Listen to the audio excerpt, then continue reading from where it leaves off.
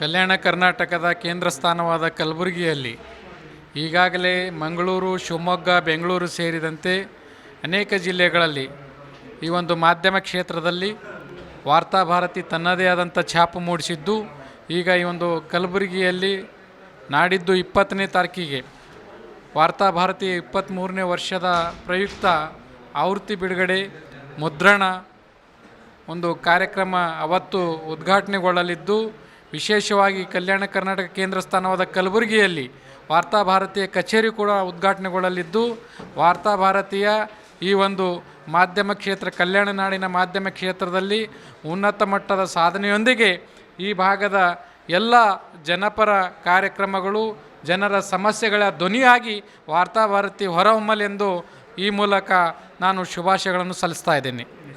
ವೈಜ್ನಾಥ್ ಜಳಕಿ, ಪ್ರಧಾನ ಕಾರ್ಯದರ್ಶಿಗಳು, ಮಹಾತ್ಮ ಗಾಂಧೀಜಿ ಗ್ರಾಹಕರ ಹಿತ ರಕ್ಷಣಾ ವೇದಿಕೆ.